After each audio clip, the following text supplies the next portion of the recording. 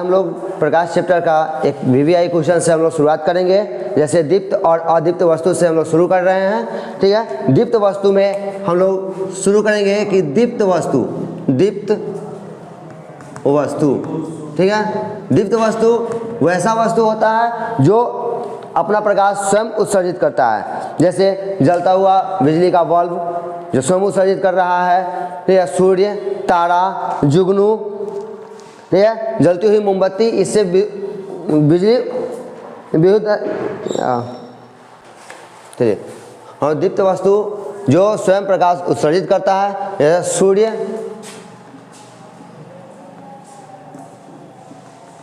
सूर्य, तारा, जुगनू, ठीक है। ये दीप्त वस्तु है जो स्वयं प्रकाश उत्सर्जित करता है, ठीक है। और अदीप्त वस्तु होता है जो स्वयं प्रकाश उत्सर्जित नहीं करता है, जैसे कुर्सी, टेबल, बेंच, बुक इत्यादि, ठीक है। अदीप्त वस्तु, ठीक है। जैसे में हो गया टेबल, बुक, ठीक है, इत्यादि। ये सब अपना प्रकाश उत्सर्जित नहीं करता है। और ये जो है दीप्त वस्तु है जो स्वयं प्रकाश उत्सर्जित करता है। जैसे जलता हुआ बिजली का बल्ब भी ले सकते हैं, टॉर्च भी ले सकते हैं, ठीक है। ये सब जो है प्रकाश उत्सर्जित करता है। चंद्रमा भी ले सकते हैं, ठीक है। चलिए अब हम लोग नेक्स्ट टॉपिक चलेंगे, प्रकाश का प्रकीर्णन, ठीक है। प्रकाश का प्रकीर्णन, प्रकाश का प्रकीर्णन, ठीक है। प्रकाश का प्रकीर्णन।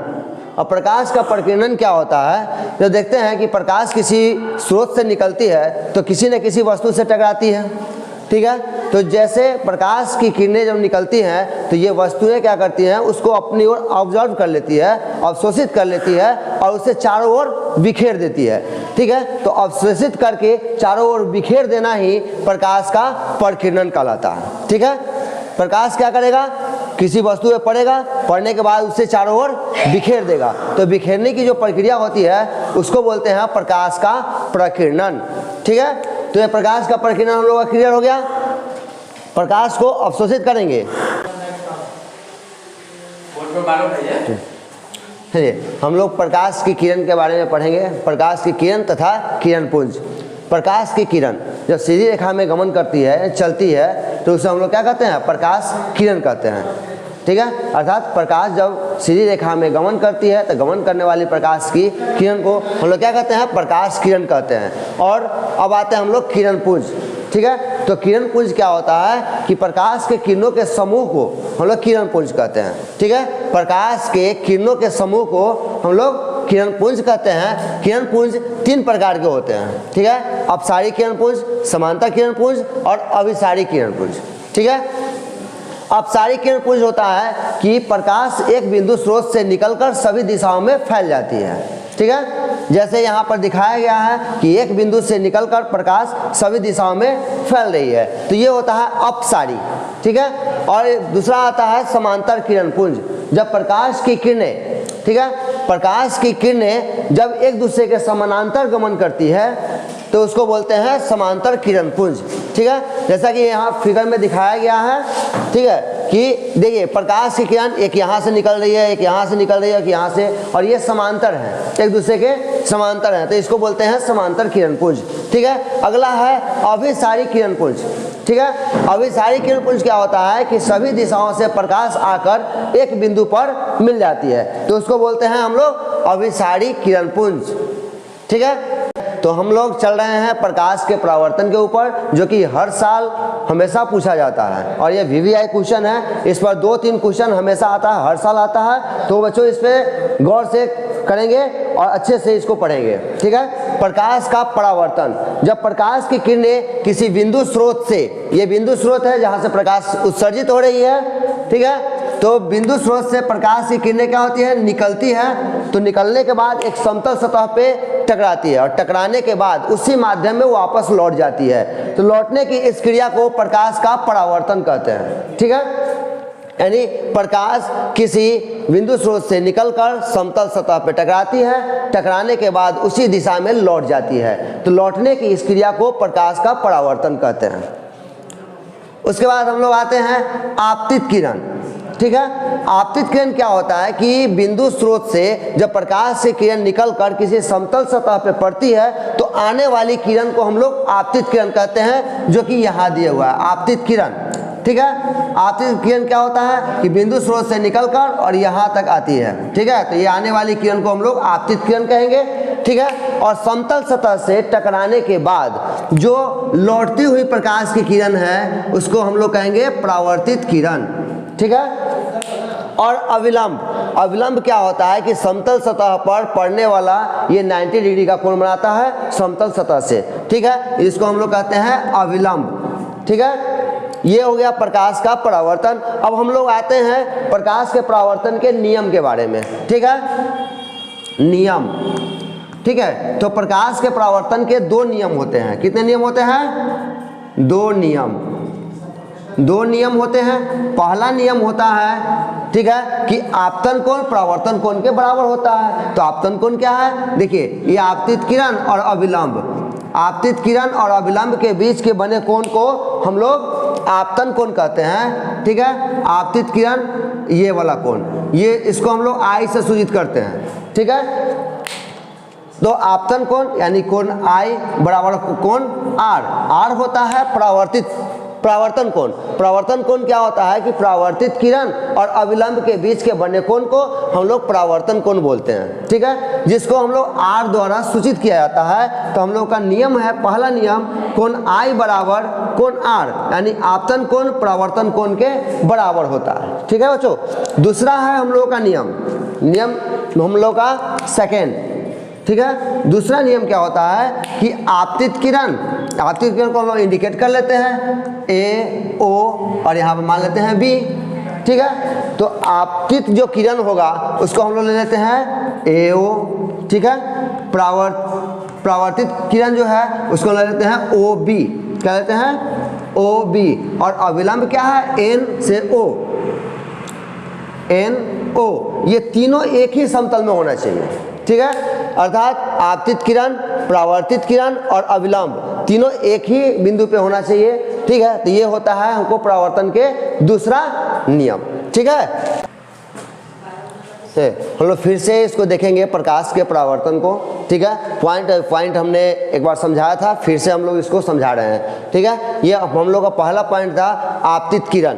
आपतित किरण क्या होता है कि देख रहे हैं कि बिंदु स्रोत से जो प्रकाश की किरणें निकलती है तो निकलकर कहाँ आती है? समतल सतह पे आती है। ठीक है, तो ये ही ड्राइंग देखिए यहाँ पे जो दिखाया गया है कि आ रही है। ठीक है, तो यह समतल सतह हो जाएगा। ठीक है, समतल सतह पे जो आने वाली किरण होगी, आपतित किरण बिंदु स्रोत से आकर एक समतल सतह पर टकराती है। ठीक है, तो ये टकराने वाली जो किरण होती है ये आपतित किरण हो जाती है। आगे चलेंगे तो परावर्तित किरण जो समतल सतह से टकराने के बाद जब वापस लौटती है। ठीक है, जो यहाँ पे दिखाया गया है, यहाँ लौट रही है, तो लौटने वाली जो किरण होती है उसको परावर्तित किरण कहते हैं। फिर जब आगे चलते हैं हम लोग तो हमको एक चीज़ सामने आता है अविलंब। ठीक है, अविलंब को देखने के लिए हम लोग करते हैं कि समतल सतह पर आपतित किरण जो यहाँ डॉट डॉट लाइन से हमने दिखाया है, जो कि आगे हम लोग पढ़े हैं, उसके बाद हम लोग परावर्तित किरण जो समतल सतह से टकराने के बाद लौट जाती है। और इसके बीच में जो देखते हैं ये गाढ़ा सा जो लाइन है जो समतल सतह से 90 डिग्री का कोण बनाती है, इसी को हम लोग बोलते हैं अविलंब, जो कि यहाँ पे हम लोग दिखाए हुए हैं। आगे चलेंगे आपतन कोण। ठीक है, आपतन कोण क्या होता है कि आपतित किरण और अविलंब, आपतित किरण और अविलंब के बीच के कोण को आपतन कोण कहेंगे। तो आपतन कोण क्या होगा? ये समतल सतह हो गया, समतल सतह पर क्या होगा? आपतित किरण होगी और ये होगा अविलंब। तो यहाँ पर जो कोण बनेगा ये इसी को बोलेंगे आपतन कोण, जिसको हम लोग आई से सूचित करते हैं, जो कि यहाँ पर दिखाया गया है। आगे चलेंगे परावर्तन कोण। जो परावर्तित किरण और अविलंब, परावर्तित किरण और अविलंब के बीच के कोण को हम लोग परावर्तन कोण कहेंगे। अविलंब है, अविलंब के जस्ट बगल से जो परावर्तित होती हुई जो किरण है जो बाहर निकल रही है, इसके बीच में कोण बनता है आर, जो यहाँ दिखाया गया है। अविलंब और परावर्तित किरण के बीच के कोण को हम लोग परावर्तन कोण कहेंगे, जिसको हम लोग आर से सूचित करते हैं। ठीक है, हम लोग नेक्स्ट टॉपिक दर्पण के बारे में हम लोग पढ़ेंगे।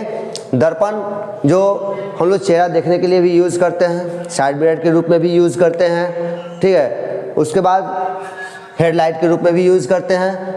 तो ये दर्पण क्या होता है, कांच का टुकड़ा होता है जिसको हम लोग अपना चेहरा देखने के लिए यूज़ करते हैं, दाढ़ी बनाने के लिए यूज़ करते हैं। इसको हम लोग दो भागों में बांटते हैं, एक समतल दर्पण होता है, दूसरा गोलीय दर्पण होता है। समतल दर्पण जो होता है जिसका परावर्तक सतह समतल होना चाहिए, यानी कांच का वैसा टुकड़ा जिसका एक भाग रंगा गया हो और दूसरे भाग से प्रकाश का परावर्तन होता है।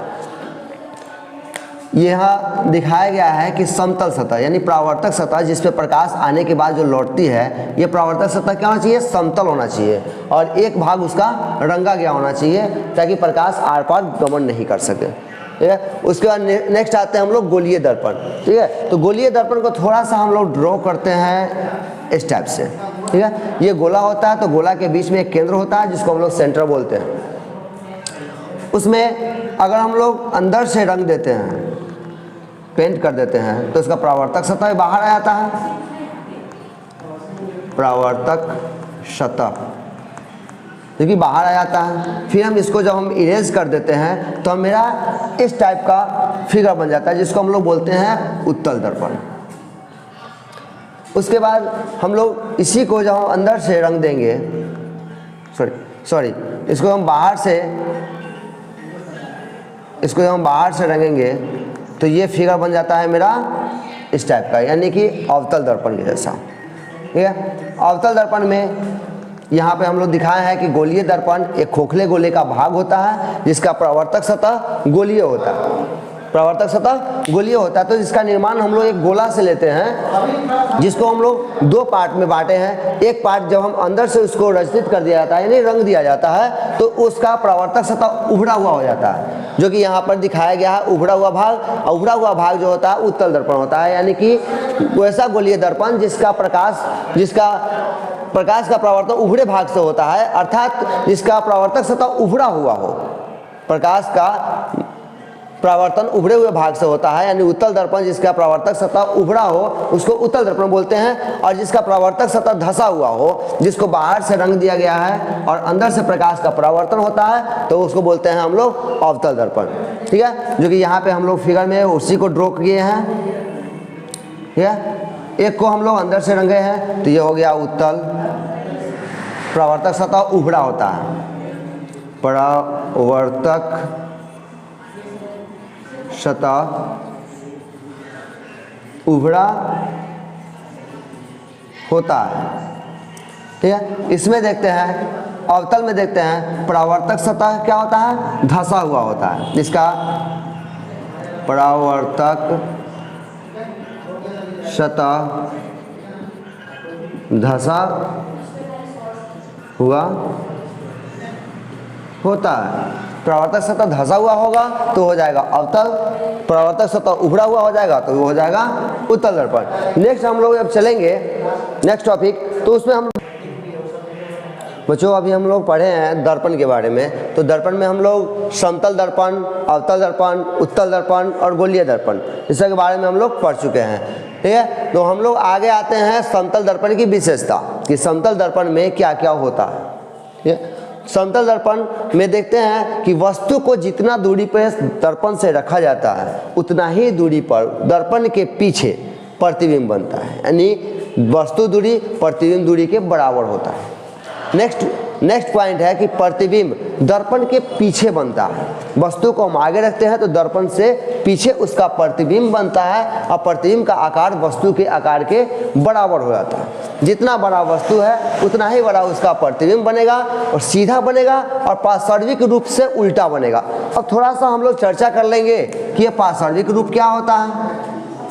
पार्श्विक रूप में होता है कि जैसे हम कोई दर्पण रखे हुए हैं, ठीक है, दो दर्पण को हम लोग ड्रॉ कर लेते हैं, दो दर्पण ठीक है। दो दर्पण जैसे हम लोग लेते हैं तो इसमें अगर हम लोग लिखते हैं सीधा तो इसमें क्या दिखता है, मेरा उल्टा दिखता है, पार्श्विक रूप से उल्टा दिखता है। अर्थात जब हम दायां हाथ उठाते हैं तो प्रतिबिंब में हमें दिखता है बायां, अगर बाएं हाथ को उठाते हैं तो हमें प्रतिबिंब में दिखता है दायां हाथ उठा रहे हैं। ये होता है मेरा पार्श्विक रूप, जिसके कारण हम लोग देखते हैं कि प्रतिबिंब सीधा बनता है लेकिन पार्श्विक रूप से उल्टा बनता है। नेक्स्ट पॉइंट हम लोग का आता है कि प्रतिबिंब आभासी बनता है। तो आभासी बनेगा तो स्वाभाविक है कि उसको पर्दे पर हम लोग प्राप्त नहीं कर सकते हैं, वास्तविक बनेगा तब पर्दे पर प्राप्त करेंगे, लेकिन समतल दर्पण में हमेशा प्रतिबिंब आभासी बनता है। ठीक है। नेक्स्ट हम लोग आते हैं अगला पॉइंट, वस्तु को दर्पण से जितनी दूरी पर आगे रखेंगे, जो कि पॉइंट हम फर्स्ट में ही बताए हैं, वस्तु को जितनी दूरी पर रखेंगे उतनी ही दूरी पर